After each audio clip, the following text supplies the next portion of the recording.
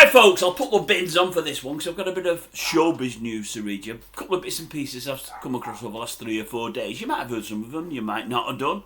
I'll quickly run through them and give you my take on things. Right, I think we're covering about 4 subjects here. Jay-Z.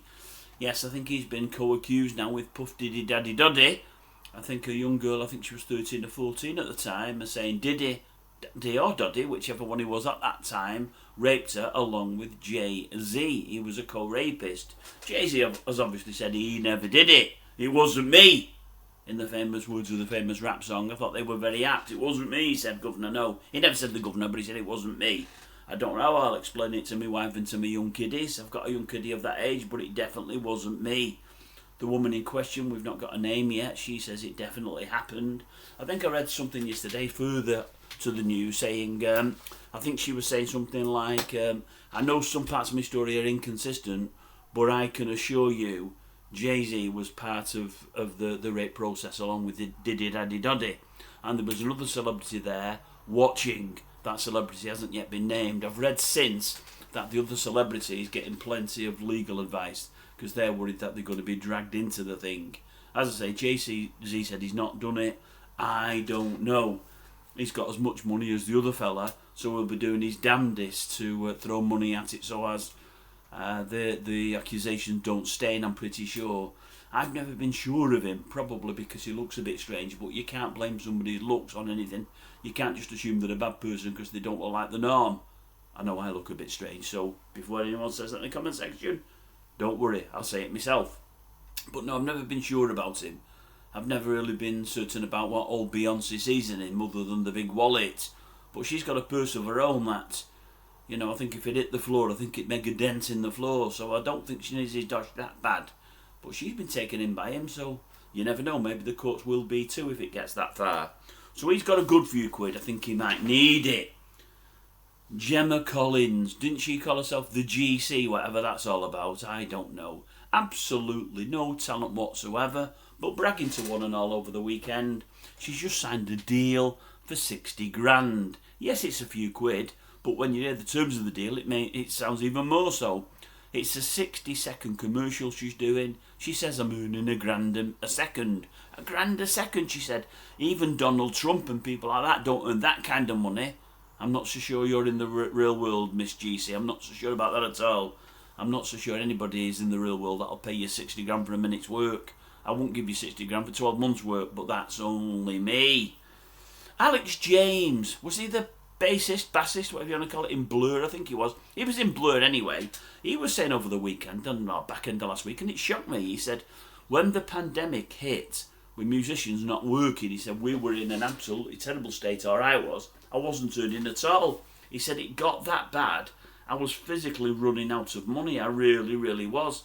I think he mentioned a scenario where he loaned some money off one of his parents for presents. I'm pretty sure that's what he heard. He said, and all of a sudden, his accountant rings him out the blue, says, you've been struggling, have you? He said, I'm struggling desperately. Well, worry not. Help is just on the way now. He said, what do you mean? He said, you're getting your latest royalty check. He said, all right, okay then. Seemingly old Alex, and I didn't know this, did the music behind Keith Allen's Vindaloo, you know, Vindaloo. You know which one, don't you? Of course you do. Yeah, right.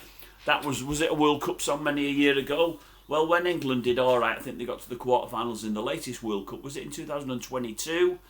And it came out again. It did very, very, very well. And more importantly, old Alex, being the writer of the music, did extremely well. He said he earned more on the back of that than he has on the whole Blur back catalogue at that same time. He said it didn't half get us out stuck. I never knew he did it, but you wouldn't have thought he would earn that kind of money compared to what Blur have earned. You wouldn't have thought that. Then again, maybe, I don't know, maybe he's not got full credits on the Blur stuff. Maybe it's the other boys that have done more. I don't know. And lastly, Macca. Yeah, Macca. Read something in the paper the other day. Bloke from another group. It's a group I don't really know, so I can't remember who it was. He said, I had a meeting with Macca in London, he said, and I'm in London there.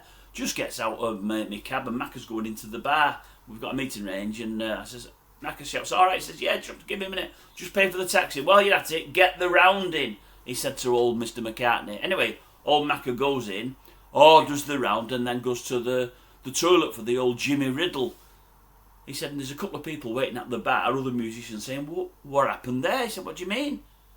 He said, Paul McCartney's got the bass in. He said, I know, I shouted to him outside, get the round in. And he said, what do you want? And I told him. He said, we've known him for 30 odd years. He's never got a round in. Ever. For anybody. He's as tight as they come. This fella said, well, he's got a round in today. And I thought to myself, that must be how you make your money. You make it and you keep it. You don't put your hand in your pocket at all. In fact, I'll give you one more, nothing to do with money, although he's got a few spondulics, this fella has. Ricky Gervais. I like Ricky, I mean, a lot call him, but you know where you stand with him, you know where he's coming from, and that's all you can ask in my mind. I know he offends some people, but I've got a thick skin, I don't offend easily. He was saying the other day, he said, he said, this performing live, like, it's hard work, it's harder than you know.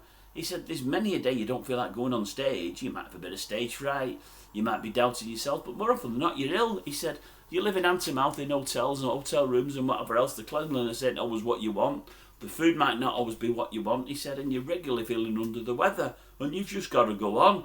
He said, mind you, there's lots of namby-pambies out there that miss shows. He said, and I think to myself, people have paid good money for this, they're expecting this, and if I put it off, I've only got to do it some other time. Get it done. He said, I turn up for every show, I don't miss. I've never missed. He said, some of the times I've gone on and I felt absolutely lousy. And when I say lousy, more lousy than you'll know. He said, well, I'll tell you something now. I'm in Liverpool next week, and I'll tell you now, even before I've got there, I'll be there. He said, if ever I miss a show, he said, look in the obituaries, you'll find I've died. That's the only way I'm going to miss a show. If I die, I'm sadly not going to make it to the show, he said. But as long as I'm alive, I will turn up. I always turn up. I'm like the proverbial bad penny. So that's it, folks. That's all I know from SHOWBIZ. I'll put the bins back on so I can knock this one off. A few more vids coming out later. Not SHOWBIZ, but there's a few things on them. What we've got to cover still. Still got some things to do. Celebrations. That's the chocolates. Who else have I got? Done that one. City versus United over the weekend. Luke Little and some surprising stuff there. Johnny Deneen, you might not know him, but some of you will. Greyhound Racing and Frankie Dettori. A bit of sport to end with. And that's it, folks. Right, I'm going to knock it off. Hope you're all well. It's good to be back. As I say, the old celebrity, they've always got something for us. They've always got some news that keep us going. You know, they've always got something. They say or do something, and you think, what made you say that? Are you stupid? Or are you, Mel at the moment, Melanie Sykes, I've told you I like her. She's on to Greg Wallace at the moment. She's not happy. And she's saying what the awful environment was and whatever else. But I think Mel's not 100% at it at this moment in time. I think there's something missing in her life at the moment. I hope she sorts herself out because I like old Mel.